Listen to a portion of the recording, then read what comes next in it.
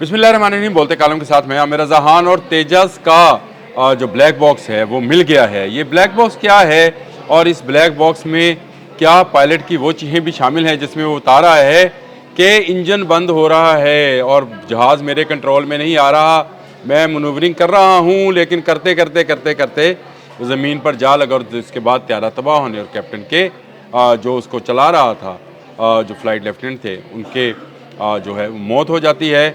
इस black box के मिलने का मतलब ये है कि अब वो तमाम डाटा और वो तमाम रिकॉर्ड जो है डीकोड कर लिया जाएगा, जिसमें कॉकपिट की आखिरी आवाज़ें भी शामिल हैं और कॉकपिट में जहाज़ के मुतल्लिक जो कुछ उस वक्त हो रहा था, जो रडार्स काम कर रहे थे, उसका डाटा महफूज किया जा रहा था।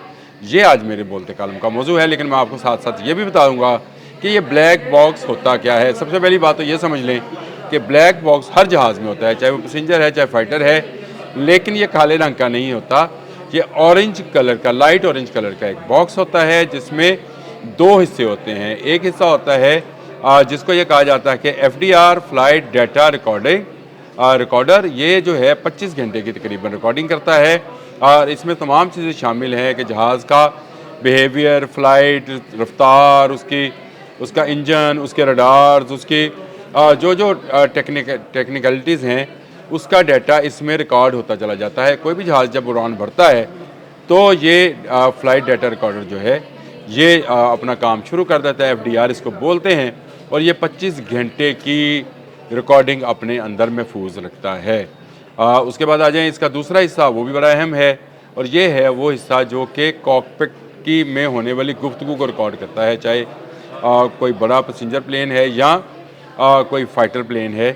उसमें कॉकपिट में जो बैठा हुआ बंदा है वो जो कुछ बोल रहा है, जो उसका कंट्रोल टावर से रब्ता है, जो वो रिकॉर्ड करवा रहा है, वो जो उसकी चीखो पुकार है, जो वो ये कह रहा है कि मैं घूम रहा हूँ या मेरा जहाज़ का इंजन बंद हो रहा है, आखिरी लम्हात की ख़ासकर जो आवाज़ें हैं वो बहुत अहम हैं। और ये जो है कॉकपिट वॉइस रिकॉर्डर, इसको CVR को 2 घंटे की रिकॉर्डिंग मौजूद रहती है, यानी हर 2 घंटे के बाद ये ब्लैक बॉक्स एक ही दफ़ा फिक्स किया जाता है, लेकिन 2 घंटे की रिकॉर्डिंग के बाद अगर ज़रूरत पेश आए तो इसको निकाल कर इसको डिकोड किया जाता है और फिर उसके बाद ये वापस वहाँ पर रहता है। ये हमेशा रहता है और कोई जहाज़ इस ब्लैक बॉक्स जिसका कलर ऑरेंज है उसके बगैर नहीं होता है। इसको फिर स्पेशल खसूसी लेबॉर्ट्रीज़ में ले जाया जाता है, जहाँ पर जाकर इसको खोला जाता है। इस वक्त जो मशहूर लेबॉर्ट्रीज़ हैं, NTSB अमेरिका की है,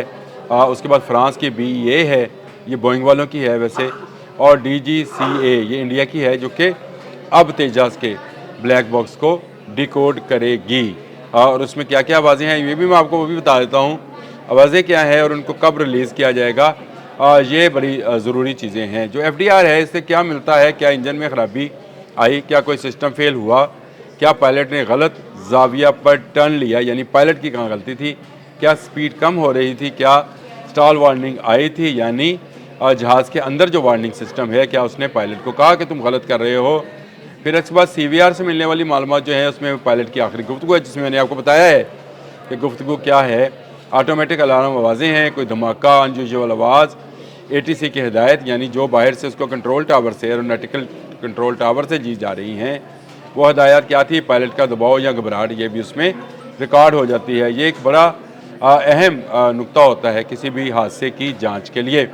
तमाम भारतीय मीडिया और जज़ीरा और बहुत सारे अखबारात इस बात की जो है तस्दीक कर रहे हैं कि ब्लैक बॉक्स मिल गया है। जी हाँ, कल जो तेजस को दुबई में हादसा पेश आया था उसका ब्लैक बॉक्स जो है वो मिल गया है और ये ब्लैक बॉक्स की जो रिकॉर्डिंग है अब इसको डिकोड किया जाएगा। देखिए, सबसे पहली बात तो ये है, मैंने आपको बताया कि इसको लेबॉर्ट्री में ले जाया जाएगा। इसको डिकोड करना या इसको खोलना जो है ये आम नहीं, ये 30 दिन तक पानी में रहकर भी, याद रखिएगा, 30 दिन तक पानी में रहकर भी सिग्नल्स भेजता है मैं कहाँ पर मौजूद हूँ। ये इतना मजबूत होता है, इसकी बॉडी इतनी मजबूत होती है, इसको जिस मटेरियल से तैयार किया जाता है ना वो जलता है, ना धमाके से फटता है और ना उसके अंदर टेम्परिंग की जा सकती है। इसको खोलने के जो कोड्स हैं वो बड़े अहम हैं। उन कोड्स को कैसे खोला जाए, उसको उसके अंदर कैसे घुसा जाए, उसके लिए दुनिया भर में बेहतरीन लेबॉर्ट्रीज़ मौजूद हैं जो कि ये काम करती हैं। ये ब्लैक बॉक्स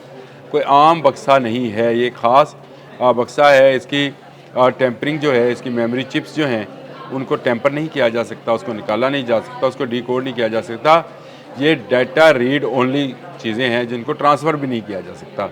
अब आ जाएँ इसकी जो टेम्परिंग है वो पकड़ी जाती है, क्योंकि इसमें इसको जब काटा जाएगा तो कटिंग के निशानात होंगे, स्नैचिंग होगी, बहुत सारी इसमें इसको हीट दी जाती है, वो हीटिंग का सिस्टम होगा और करप्ट मेमोरी पैटर्न जो है वो भी सामने आ जाएगा।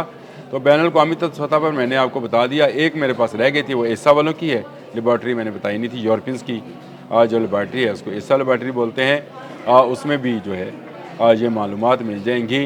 अब जो तेजस का हादसा है उसमें हमें क्या मालूमात मिल सकती हैं, उसमें क्या पायलट ने स्टिक को पूरी तरह पुल किया था जहाज़ को, जब वो मनोवर कर रहा था तो क्या उसने वो स्टिक को पुल किया था ताकि जहाज़ पूरी तरह से घूम सके। आपने वो अगर वीडियो देखी है, जिस वीडियो में वो जहाज़ को जो है एक दफ़ा पूरा घुमाता है और ज़मीन की तरफ लाद के उठाने की कोशिश करता है, रुकता नहीं है, बंद हो गया। तो क्या इस तरह क्या हुआ, क्या रोल कमांड ज़्यादा थी? जो मैंने आपको बताया कि रोल कर रहा था जहाज़, और जब इसने सीधा होना था, इस तरह से जाकर जब सीधा होना था तो उस वक्त उसकी क्या रोल कमांड जो थी वो ज़्यादा थी? क्या एंगल ऑफ अटैक जो है वो लिमिट क्रॉस कर गया था? जो उसका एंगल था, क्या वो उसने अपनी लिमिट को क्रॉस किया? एक ख़ास एंगल में घूमना होता है, तो क्या उसने उसको तो क्रॉस नहीं किया था?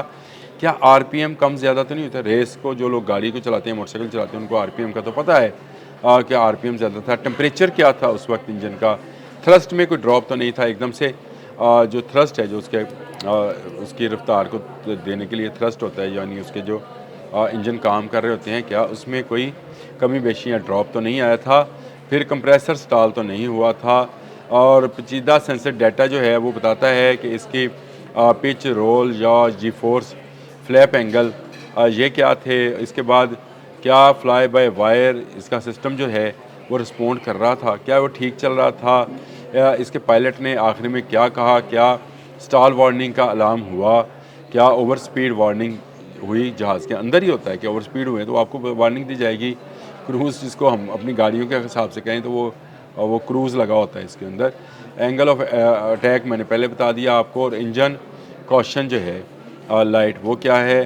क्या एटीसी की वार्निंग आई, यानी कंट्रोल टावर से कोई वार्निंग आई थी? कॉकपिट इन्वायरमेंट कैसा था? ये सारी चीज़ें जो हैं इस ब्लैक बॉक्स से मिलने की तवक्का है। ब्लैक बॉक्स मिल गया है और इसमें से जो आवाज़ें आएंगी पायलट्स की, जो मैंने आपको शुरू में सुनवाई कि मुझे बचाया जाए, या जहाज़ का इंजन काम नहीं कर रहा, इसका ऑयल लीक हो रहा है, इसका फ़लाँ रडार है, ये जो आखिरी चंद सेकंड की 30 से 50 सेकंड की ऑडियो होगी, ये बहुत अहम है, लेकिन ये लोगों को सुनाई नहीं। आज तक किसी कॉकपिट से मिले ब्लैक बॉक्स की ऑडियो दुनिया में पब्लिक नहीं की गई। और उसकी बुनियादी वजह यह है कि उस वक्त जो, क्योंकि पायलट की जान पर बनी होती है, वो इजेक्ट कर रहा था बेचारा, इजेक्ट नहीं हो रहा होगा, वो बचाने की कोशिश कर रहा होगा, बचा नहीं होगा, तो उसकी जो आवाज़ें हैं, उसकी जो घबराहट है, उसकी जो खौफ है, या उसकी जो चीखना चिल्लाना है, उसको अगर सुनाया जाए तो क्या गुजरेगी उन लोगों पर जो कि उसके साथ वाबस्ता थे, उसके बाकी दोस्तों को जो कि वो भी पायलट ही हैं, और उसके ख़ानदान वालों के साथ क्या गुजरेगी। लेकिन ब्लैक बॉक्स मिल गया है, और तेजाज़ की जो गिरना है वो किस तरह से हुआ, ये सारा इस ब्लैक बॉक्स के डाटा में से रिसीव हो जाएगा। ये जब आ जाएगा, जो इसके फ़्लाइट डाटा रिकॉर्डिंग है या सीवीआर है, इसकी कॉकपिट वॉइस रिकॉर्डिंग जो है, ये जब मिल जाएगी तो बहुत सारी हक़ाइक़ जो हैं सामने तो आ जाएंगे, लेकिन उसको रिवील नहीं किया जाएगा। हाँ, ये एक बात सामने आ सकती है कि क्या जहाज़ का कसूर था या पायलट का कसूर था। वो जो फ़्लाइट लेफ्टिनेंट बेचारे अपनी जान से गए इस बेकार से जहाज़ के लिए। विंग कमांडर थे जी, नमेश सियाल उनका नाम था, और ये नमेश सियाल साहब जो हैं ये हिमाचल के पायलट थे, हिमाचल प्रदेश के रहने वाले थे। ये अपनी जान से गए, तस्वीर हम साथ लगा देते हैं इनकी इस हादसे में। लेकिन तेजाज़ की खुलकर सामने आ गया कि ये जहाज़ जो है इस काबिल नहीं है कि किसी जंग या एयर शो में हिस्सा ले सके, क्योंकि इसमें टेक्निकल फॉल्ट इतने हैं कि मार्च 2024 में ये राजस्थान में गिरता है, और अब देख लें नवंबर 2025 में ये दुबई एयर शो में गिर जाता है। इसके से पहले 2 दिन पहले इसका जो ऑयल था, इसी जहाज़ की एक और टुकड़ी का या एक और जहाज़ का ऑयल लीक, वो ग्राउंड है, वो बहुत सारे लोगों को शायद गलतफहमी है कि ऑयल लीक होने के बावजूद इस जहाज़ को उड़ा दिया गया, ऐसा नहीं है। वो ग्राउंड है, ये नया जहाज़ था और इसका पायलट जो हैं वो पिछले 2 माह से इन एरोबेटिक्स का प्रैक्टिस कर रहा था तेजस के ऊपर, जो उसने दुबई एयर शो में दिखानी थी। लेकिन मुझे लगता है कि पायलट की नाअहली से ज़्यादा तेजस की टेक्निकल फॉल्ट्स ने ये हादसा कराया। अब ब्लैक बॉक्स खुलेगा, तहकीकात होंगी, उसकी जो फाइनल रिपोर्ट होगी वो बताएगी कसूर किसका था, जहाज़ का या पायलट का। अब तक के लिए इतना ही। अल्लाह हाफ़िज़।